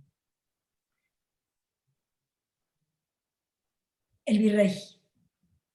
Bueno, es muy probable también que Sánchez de Tagle, como nos había dicho Anita hace un momento, amonedara plata del rescate y del Perú, ¿no? Que tenía mucho menor valor que la plata que pagaba reales, la plata oficial, y con eso bajaba el valor de la plata que se acuñaba en la casa de moneda. Bueno, Sánchez de Tagle financió a los hombres cercanos al virrey para que compraban, por ejemplo, la gubernatura de Yucatán y una alcaldía mayor, y también el virrey se involucró en el tráfico de bienes orientales, y también en este estuvo involucrado el gobernador de Filipinas, Fausto Cruzat Góngora, que fue gobernador de 1690 a 1702, quien había pagado 50,000 pesos por el cargo, y el 3 virrey minutos, Mina. favoreció el comercio pacífico. Bueno, pues ya si quieren aquí lo dejamos. No, Bueno, cierra con una conclusión. Sí, bueno, pues una conclusión, vimos cómo los virreyes, sus familiares y criados participaban de manera ilícita en el comercio pacífico con el apoyo de los mercaderes más acaudalados de la Ciudad de México. En abierta transgresión a la normatividad establecida, dichos mandatarios y sus allegados podían lucrar al tiempo que estimulaban los negocios de prominentes miembros del cuerpo mercantil. Asimismo, apoyaban a las Filipinas con el envío del situado, víveres, soldados y armamentos para la defensa de los indios, de las islas. Los gobernadores de Filipinas, al igual que los oidores, alcaldes del crimen y los oficiales de la Real Hacienda del Virreinato y Archipiélago, también participaban en este comercio. En compensación por los servicios que prestaban, los mercaderes podían involucrarse en la intermediación de la venta de oficios y otros negocios que llegaban a los virreyes, así como sus familias, bueno, ellos y sus familias recibían nombramientos honoríficos, favores judiciales relacionados con la contratación de la plata sin quintar, el contrabando y el fraude, el pago de derechos marítimos. Los miembros del consulado corrían muchos riesgos, especialmente al asociarse y prestar grandes caudales a los miembros de la administración real, que tenían gran influencia en el virreinato y en la corte. Y bueno, podían enfrentar el problema de que no les pagaran. Y por otro lado tenemos que este comercio ilícito en el que participaban todos estos personajes de la administración del virreinato y del archipiélago sirvieron para dinamizar el comercio transpacífico, que era lo que mantuvo activa y vivas a las Filipinas. Eso sería todo. Muchas gracias. Muchas gracias, Mina. Bueno, sí, pues estamos contra el reloj. ¿No? Vamos a dar paso al comentario de nuestro querido colega, Gibran Bautista, investigador del Instituto de Investigaciones Históricas de la UNAM. Adelante, Gibran. Bueno, buenas tardes a todas, a todos. Muchísimas gracias por invitarme. En primer lugar, estoy muy contento de estar aquí, de ver caras conocidas, amigas. Buenas tardes, noches, Viviana. Qué gusto volver a verte. Y Germina, gracias por invitarme. En fin, gracias a todas, a todos. Y gracias a la AME por organizar esta magnífica mesa también en el marco de sus jornadas. No sé cuánto tiempo tengo en realidad, creo que tengo 15 minutos y no sé si va a dar para la discusión, pero voy a tratar de ser sucinto. Sí. Dale, dale. ¿Sí? Bueno, sí. Si no, que nos cuenten la presentación del libro. Bueno, mis comentarios a las tres ponencias que felicito y que además aprovecho también para felicitar a Guillermina por la organización muy clara de estos aportes. Están organizados en 3 partes. Primero, las acciones. Como ustedes ya saben, tenemos esa manía desde este lado del mundo, pensar las acciones antes que los actores. Después, efectivamente, los actores y las corporaciones, la multidimensionalidad de la mediación, de la que han hablado en las 3 ponencias, y finalmente la mediación y la conformación del orden imperial. Algunas notas al vuelo a partir de cada una de las aportaciones. En primer lugar, quisiera decir que tengo la impresión, creo yo, y que podríamos compartirla todos aquí, que las 3 ponencias nos están contando partes de una misma historia, en realidad.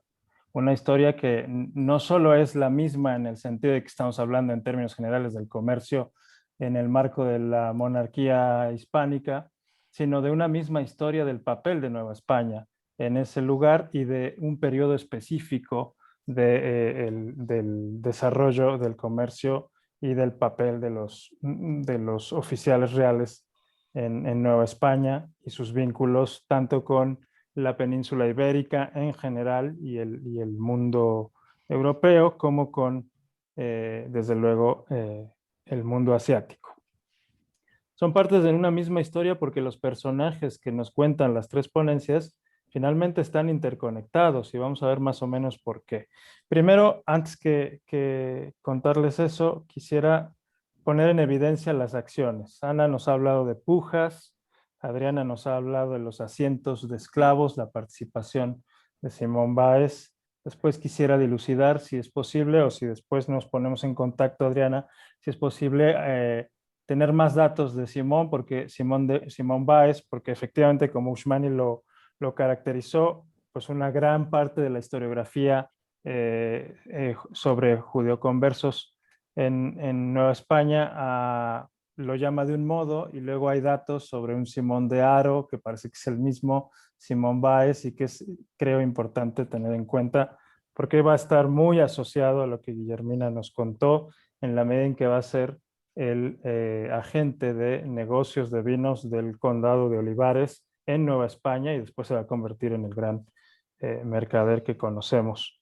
Bueno, las acciones dan cuenta de una falta de voluntad, voy a decirlo de esta forma. En un principio, las pujas tienen que ver con una cosa muy clara, que es quién va a entrar en un cargo. La contratación ilegal, en principio, no tiene que ver con la voluntad de llevar a cabo un delito, sino con la voluntad de participar en un negocio. Y los asientos de esclavos pues tienen que ver también con una acción que, independientemente de sus dimensiones, pues tiene que ver con el interés y el beneficio. Digamos, en ninguna de las 3 acciones podemos encontrar en principio una conciencia por parte de los actores de lo que efectivamente constituye ahora para nosotros, y que podemos engarzarlo en una discusión o en una explicación más amplia. Luego creo que eso se demuestra por algunos aspectos que ustedes han puesto de relieve. La importancia del crédito en la contratación ilegal o en la contratación legal, la importancia del crédito para definir un asiento, la importancia de las mejores condiciones de pago, que finalmente son las mejores condiciones de los réditos y de lo que produzcan en relación con las pujas para obtener un cargo. Con respecto a los actores y las corporaciones, aquí situaría yo un salto, porque en cuanto los vemos como parte, estoy tratando de hacer un comentario analítico, desde luego, en la realidad documental no necesariamente aparece esto así. En cuanto los vemos como parte de una corporación, Ana nos ha hablado de los vínculos de los Rivera y los Vera con el consulado, tanto como con el cabildo. Desde luego, los Báez van a ser fundamentales en el consulado y antes estarán vinculados a la Universidad de Mercaderes de Sevilla, y qué duda cabe de personajes tan monumentales como Urrutia de Vergara o Cantabrana. Pero creo que aquí hay un salto interesante porque en cuanto los vemos como participantes de una corporación, entonces ya no solo encontramos acciones en el tiempo y a partir de intereses específicos, sino acciones reiteradas, es decir, prácticas, que se vuelven prácticas y que le dan sentido a la corporación misma. Y allí hay una distancia que sería interesante explorar para sus respectivas interpretaciones en relación a lo que puede o no ser servirse del reino y servirse del rey. Y en ese sentido me gustaría hacer un comentario específico en torno a lo que Guillermina nos ha presentado. Yo preguntaría, y casi titularía así todo mi comentario, ¿quién es el hombre de paja de quién? Porque efectivamente se puede pensar que los virreyes eran los protagonistas, pero creo que es importante tener en cuenta, y sus allegados, que es importante tener en cuenta, por ejemplo, en este caso, la estructura del comercio pacífico, que la propia Guillermina nos ha explicado en anteriores artículos que se han vuelto clásicos para el estudio del comercio pacífico. ¿Qué significó la prohibición que permitió el ingreso de ministros, virreyes y oficiales reales menores a la participación de la contratación, tanto legal como ilegal? Pero tener en claro que el control era de los mercaderes mexicanos, fundamentalmente. Y que ese control se debía en primer lugar por su papel como encomenderos, es decir, con este juego que hacían con respecto a los vecinos de las Filipinas, fundamentalmente de Manila. Por otra parte, en segundo lugar, porque la financiación de la contratación filipina dependía de ellos. Ellos eran quienes financiaban la contratación filipina. Y finalmente porque los negocios o los vínculos con los peruleros situaban en mercados fijos o en mercados específicos mucho más allá de las posibilidades del ámbito de Nueva España, la demanda, la gran demanda, digamos, de los productos chinos, no solo los de lujo que podrían caracterizar el mercado de la Ciudad de México, pero también los otros productos muy baratos de los que ya nos ha hablado Mariano Bonialian en sus aportaciones sobre el comercio triangular ilegal. En ese sentido, creo importante pensar algo que ya hemos conversado en otros foros, tanto con Guillermina como con Antonio, en las dimensiones de la regulación. ¿Cuál es el papel de la participación de los virreyes o cualquier otro ministro oficial real en el comercio ilegal como partes integrantes de la regulación? Y a eso me refiero cuando hablo de la estructura del comercio pacífico. En el momento en que se introducen las prohibiciones, no se introducen desde luego, como lo ha señalado reiteradamente Guillermina, para prohibir el comercio, sino para hacer entrar a los oficiales reales en el comercio, en el juego del comercio o en el juego de la negociación. Y en ese sentido, la consecuencia lógica de aquel artículo importantísimo sobre 1580-1620, creo que se puede reflejar en lo que ahora nos comentas, pero no son los virreyes los protagonistas, sino los que han tenido que entrar al juego porque no hay de otra ni siquiera para administrar el reino. Esa es una posibilidad de interpretación. Es decir, no son ellos los corruptos. Es más, no sé si tendríamos que hablar de corrupción.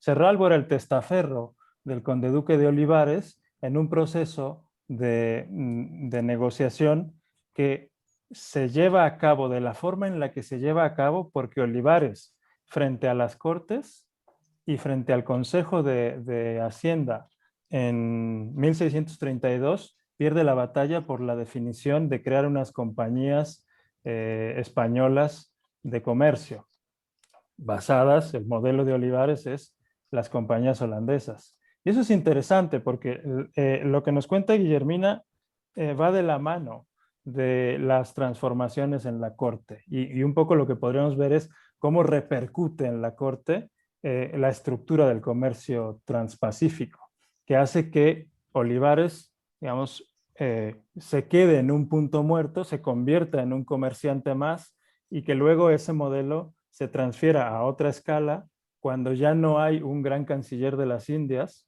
o ese puesto se le hereda a Haro, pero Luis de Haro está en otras cosas y finalmente se deriva digamos, a los marqueses del Carpio, pero quien lo aprovecha son los virreyes. Es decir, la intervención institucional, la intervención de la política dinástica va a quedar en manos de esos intermediarios que se les ha tachado de corruptos, pero que son en realidad exponentes de intereses encontrados, como puede ser Albuquerque y Baños. Por otra parte, creo interesante pensar los efectos de esta práctica que parece que era evidente o necesaria en las Indias occidentales y que se va a convertir en un aprendizaje, como ha dicho Valentina Favaró en el caso de Albuquerque, un aprendizaje indiano que después se va a trasladar a Sicilia cuando Albuquerque se vuelva virrey de Sicilia y que además diga todo lo que aprendí en Nueva España lo pongo en acción ahora en Sicilia a propósito del descalabro de su relación con Antonio Urrutia de Vergara. El tema de la multidimensionalidad de la mediación. Vemos a Juan Vázquez de Medina, que más que un hombre de paja de Albuquerque, creo que es un personaje clave, porque une los intereses del Cabildo de Manila, que es procurador de Manila, con los intereses de Nueva España vía Albuquerque.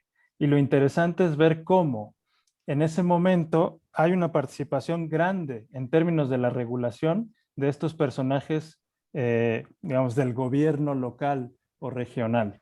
Y como procurador será interesantísimo seguirle la pista a propósito de lo que ha estudiado Guillaume Godin sobre los procuradores de Manila. Entonces creo importante tener en cuenta esa pista.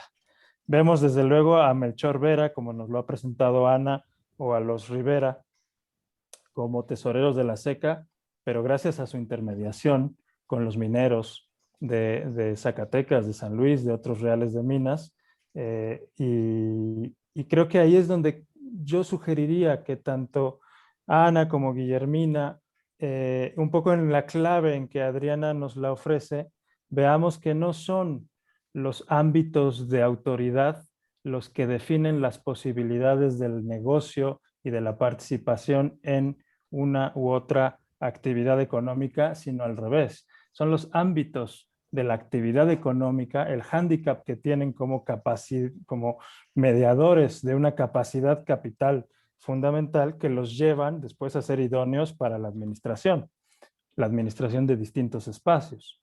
Y creo que eso se puede entender de manera más fácil cuando vemos que ponen al servicio de esos negocios que no están constreñidos a ninguna corporación en particular, sino a las tramas de negociación y de beneficios, ponen a su servicio las posibilidades de regulación de un ámbito o de otro, sea de la SECA o del Cabildo o del virreinato en sí mismo.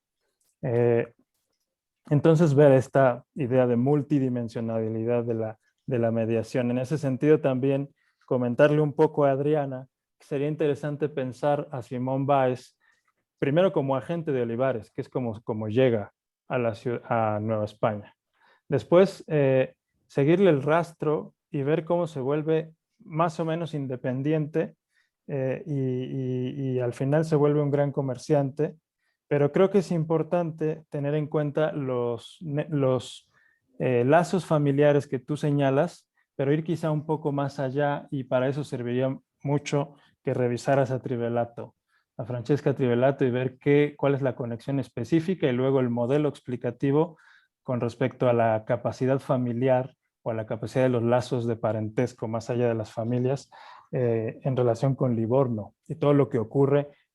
Estamos hablando de una misma historia, creo yo, antes y después de la defenestración de Olivares, y cómo Livorno, pero también Nueva España, se vuelve un espacio de recepción de esos negocios que quedan truncos después de que los portugueses fueron la gran salvación en la época de la suspensión de pagos de 1627.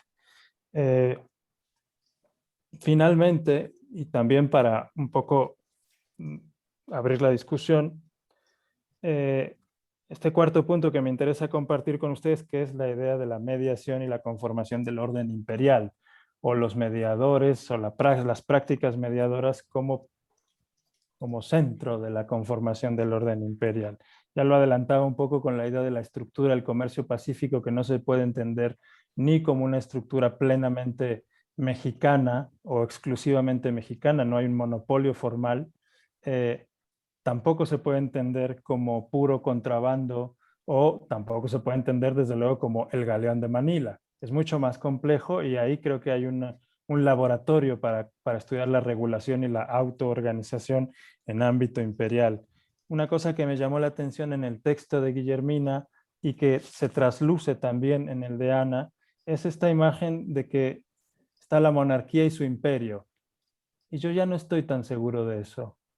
Yo creo que los fenómenos que se producen en América o en Asia son exactamente iguales en términos teóricos y analíticos que los que ocurren en Castilla o en Lisboa.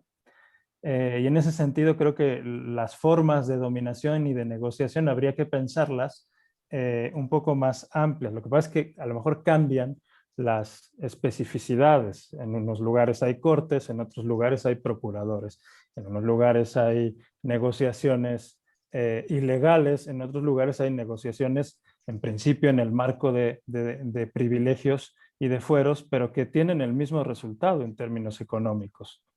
Entonces sería interesante pensar más allá de eso. Y luego también otra cosa que voy a insistir, que ya me ha oído Guillermina hasta la saciedad, pero creo que vale la pena, la monarquía no es un sujeto histórico.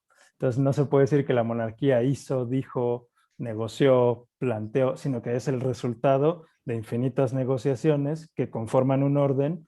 Y luego que ese orden, aprovechando que está Álvaro aquí y que me alegro mucho de ver, ese orden no se expresa en un ámbito global. Eso es una entelequia que está de moda.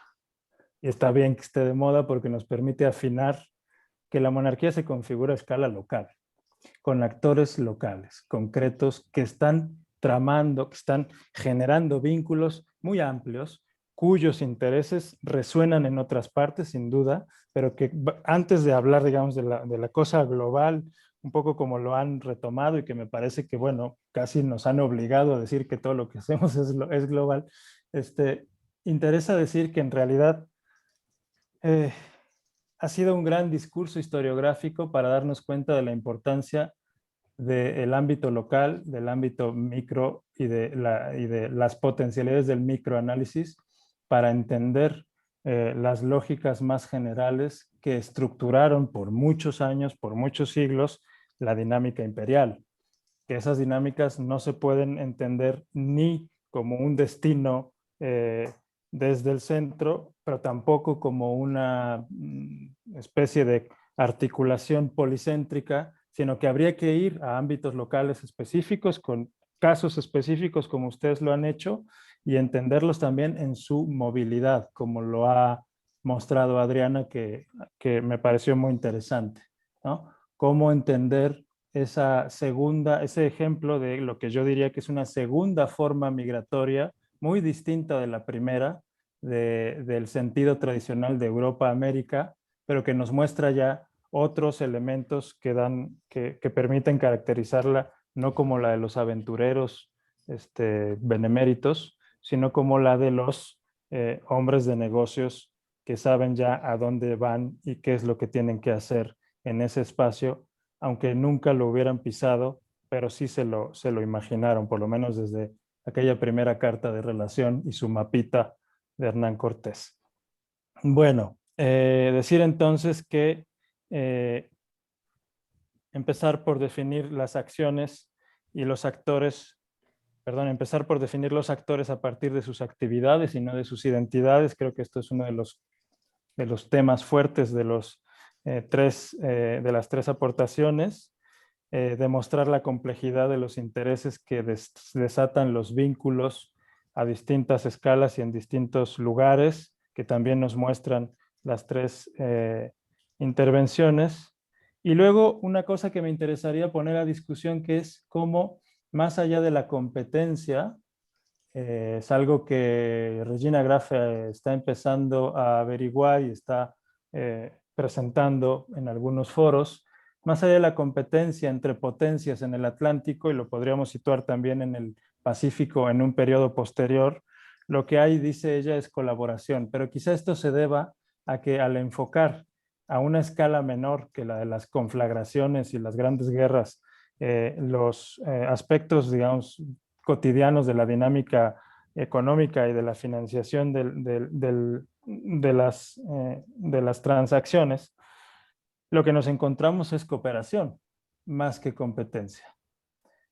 Cooperación entre distintos actores que producen una estructura tal como la del comercio pacífico, en la que están involucrados tanto Simón Báez como los tesoreros de Ana y desde luego los grandes agentes comerciales que hicieron de los virreyes de Guillermina del Valle hombres de paja del comercio transpacífico y con ello a la monarquía entera del Gran Paraguas que necesitaron para llevar a cabo sus negocios hasta que dejó de servirles y la echaron por la borda. Muchas gracias. Muchas gracias, querido Gibran. Bueno, ha hecho Gibran una glosa analítica que nos va a permitir reflexionar y conectar los distintos, digamos, estudios puntuales, la agencia local de procesos de gran escala y sobre todo, bueno, esta idea muy importante de los mediadores y la manera como los mediadores construyen cadenas de intereses que ponen en discusión esto que ya le mencionaba José Galindo, que tenemos que ver la corrupción contextual y temporalmente si queremos tener claridad sobre las prácticas de los actores. Bueno, tendríamos un déficit de 6 minutos. No sé si Luis Jáuregui se podrá agrio con nosotros si nos brincamos la presentación de su libro y entramos a la discusión, porque creo que Gibran nos ha puesto temas de reflexión para Claro, que... perdón, Antonio, pero hay que empezar la otra mesa, la otra parte, son 3 ponencias y los comentarios. Entonces, Lo sé, ahorita, pero ahora tenemos que hacer un corte para ir a escuchar la bueno, presentación no del sé, libro de quien quiera Luis. que vaya a escuchar la presentación del libro y quien quiera que se quede, pero yo creo que ahorita Dicho de tendríamos otra que, manera. Sí, sí, claro. creo que O ahorita sea, yo digo, tendríamos que hacer, tomemos 15 minutos para discutir lo que se ha planteado acá, sobre todo para el feedback de de quienes presentaron ponencia en el diálogo que les propone Gibran y entonces tener una síntesis. ¿Les parece? En el entendido de que en la segunda parte vamos a tener tiempo para una discusión más amplia, como lo habíamos planteado, ¿no es así? sí, muy bien, y Así también es sería que conveniente que diéramos 10 minutos para que descansemos un nos poco, porque estiramos es muy 10 pesado, minutos. digamos, estar tantas horas frente a la pantalla. Entonces damos esta discusión con los tiempos que sugieres, luego descansamos un momento y Vale, volvemos a vale, entrar a vale. las 6:05, ¿no? Está bien. Adelante, Gracias. Anita. Diálogo con Gibran. No te escuchamos. ¿Ya? Ya está. Sí, me escuchan, ¿no? Bueno, en realidad creo que, como lo comenta Gibran, mi intervención en cuanto al papel de estos personajes como intermediarios de la población, creo que, no sé, más que tomar sus comentarios, trabajar en eso, creo que es algo que voy planteando, pero me toca todavía trabajar un poco más, algunas cosas, no sé, algún punto específico, algo en particular. ¿Tienes alguna reacción al comentario o lo dejamos al final? Si quiere, pues lo podemos dejar por ahora. Bueno, vamos a tener una discusión final. Lo que hay que decir, Antonio, es que pobre Ana me tiene encima cada semana. Entonces, su director de tesis, así es que sí, tiene razón Ana de torearlo. Adelante, Adriana. Ok, bueno, agradezco muchísimo todos los comentarios de Gibran. Por supuesto que estoy de acuerdo con lo que él comenta al principio, bueno, con todo, pero efectivamente cuando escucho la ponencia de Ana, por supuesto que no dejaba como de vincular el proceso de Simón Báez con lo que ella comentaba, precisamente estos lazos familiares que ella ve y que evidentemente en el caso de Simón pues están latentes ella mencionaba estos vínculos, bueno, también como un mercader está residiendo en la Ciudad de México, pero no es solamente aquel sujeto que se va a quedar en la capital novohispana, sino que va a comenzar a buscar otros espacios en donde relacionarse. Y efectivamente serán los centros mineros de Zacatecas, San Luis Potosí, Parral, en donde vamos a encontrar pues, no solamente a estos comerciantes de origen portugués, judaizante, sino a otros tantos. Entonces,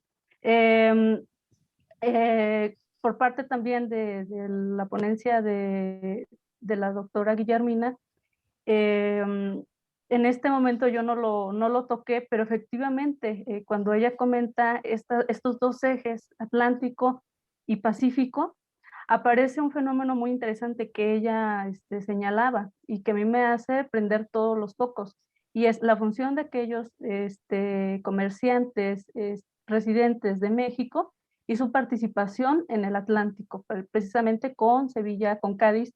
Ella menciona que va a ser a través de, bueno, su participación como encomenderos, porque no va a ser una participación mucho más libre como si lo van a encontrar con el Pacífico, con Manila. Y efectivamente, yo encuentro en el caso de Simón Báez, en sus libros de cuentas, en cada una de las transacciones que yo estuve revisando, aparece Simón como su participación como encomendero. Recibiendo a cambio de las mercancías que le remiten desde Sevilla, un 2%, y después se va a convertir en un 4% de las ganancias de toda esa mercancía. Entonces, bueno, todo este entramado, por supuesto que tiene sentido. Para mí sí, estas tres ponencias tienen un eje que se articula. En el caso de Simón, me comentabas que además de Usmani, que otras cosas se podían como agregar a la biografía de Simón. Creo que la doctora Eva Usmani utilizó un proceso inquisitorial de Simón como base. Y precisamente yo me remito a ese trabajo que tiene sus grandes méritos. Sin embargo, creo que en mi caso, para poder articular esta familia, que no la quise hacer tan extensa en esta presentación, pues me basé en los procesos inquisitoriales del hijo de Simón, que bueno, todos ellos fueron procesados por el Santo Oficio en 1642 en la Ciudad de México. El hijo, una sobrina, la propia esposa, el hermano Antonio Báez, que es procesado en 2 ocasiones en la Ciudad de México, en los años de la década de 1620 y en 1642. Y bueno, el propio proceso inquisitorial del Simón. Entonces, lo que yo mencionaba en la ponencia es cómo se puede utilizar los procesos inquisitoriales, si bien esta parte inquisitorial, social, creo que se puede abordar, pero también los propios testimonios de los acusados y de la gente que está dando testimonio pueden dar también noticia del ejercicio comercial de estos individuos. En esta presentación, pues yo no me quise como rebasar, yo solamente mi intención fue ver qué es lo que sucede en Portugal, cuáles son sus conocimientos previos, su familia, pero por supuesto que Simón, ya instalado en la Ciudad de México, va a tener una red muy importante, va a ser uno de los receptores principales precisamente de los portugueses, que van a estar migrando desde varias partes, sobre todo de Sevilla hacia México, a partir de 1624 hasta 1640. Entonces, creo que es un personaje que es muy, muy interesante y que habrá que tener cuidado porque hay otro homónimo, es Simón Báez de Acevedo.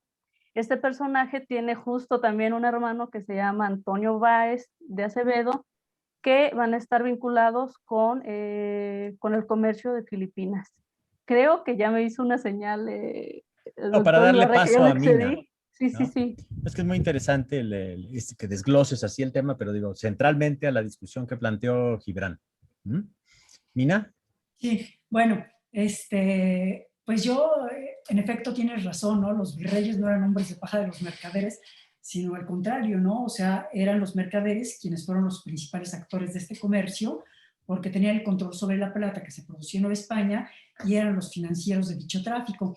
pero lo que sucedió es que te mandé una primera versión, ¿no? En donde, bueno, yo no sabía por dónde hacía el tema y partí de los virreyes, pero ahora sí ya pues los tengo como protagónicos a los mercaderes, ¿no? Lo que me pareció interesantísimo de lo que me dijiste, que no había reflexionado yo en este sentido, es como la prohibición permitió la participación de los virreyes y el resto de los funcionarios reales, ¿no? Eso me parece sumamente interesante. Y bueno, a partir de esto, pues eso de hablar de corrupción es imposible, ¿no? Es algo que yo no menciono en absoluto en mi trabajo. Pero bueno, este punto y los demás me sirven muchísimo y te agradezco enormemente por tus comentarios, Gibran. Muchas gracias.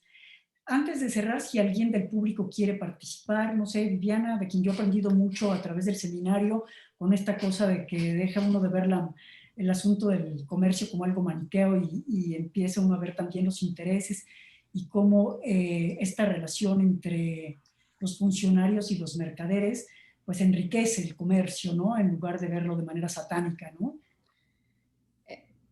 Voy a ser breve, ¿no? Pero el único comentario que yo tengo tiene que ver con el tema del riesgo que en algún momento nombraste, Guillermina, pero creo que tiene que ser revalorizado por todas las ponencias, ¿no? ¿El tema de qué, perdón? El tema del riesgo, el riesgo del comercio, ¿no?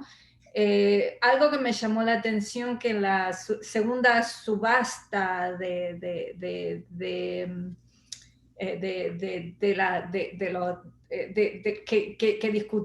discutió Ana, ¿no? La segunda subasta, lo que tenemos son 8 coparticipaciones, ¿no?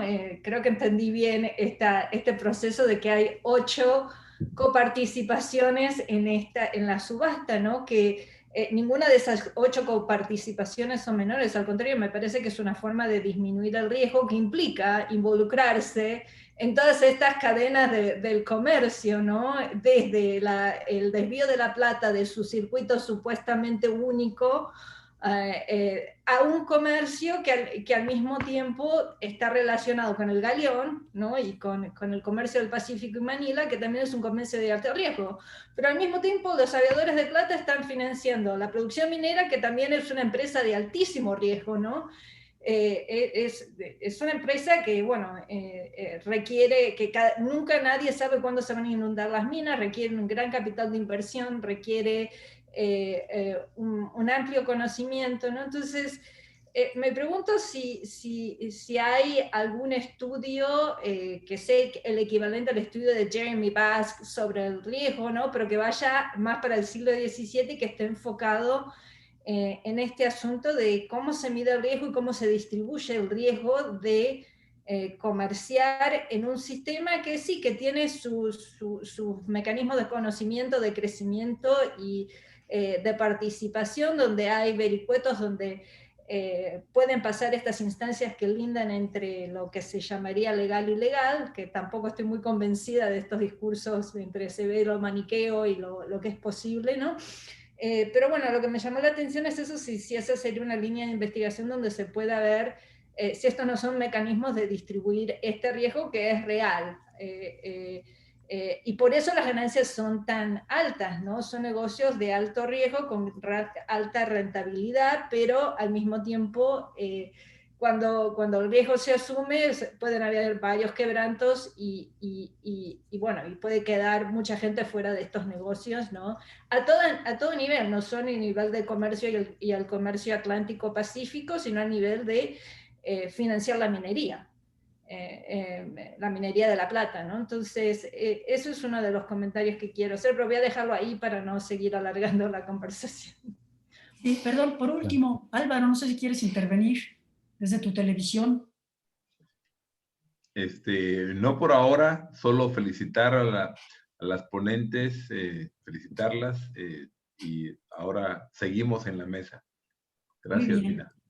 Pues Gibran, entonces, muy buena también recuperación, Gibran. Felicidades, un gusto saludarte. Sí. Saludos, ¿Qué les parece Álvaro. si nos vemos a las 6? Quizás solo decirle a parte Viviana tenemos que a propósito del riesgo, Sí. Viviana, están los trabajos de Hilario Casado sobre el comercio de seguros mercantiles, muy temprano, ¿no? De los mercaderes de Burgos, tanto en Castilla como en Nueva España. Y es muy interesante porque trata precisamente de la distribución del riesgo a partir de la venta de seguros.